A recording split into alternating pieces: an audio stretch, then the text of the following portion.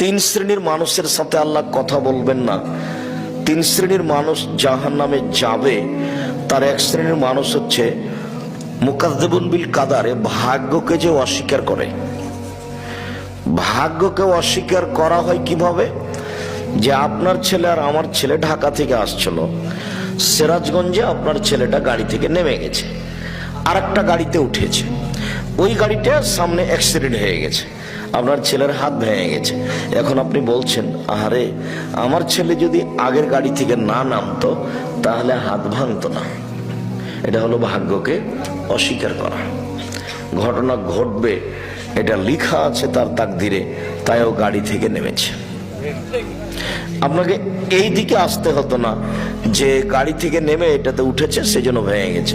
এখন আপনাকে বলতে হবে যেটা ঘটেছে তাকদির, চলো ছেলেকে নিয়ে তাড়াতাড়ি মেডিকেলে যাই, তার কি চিকিৎসা হবে এই পদক্ষেপ গ্রহণ করি।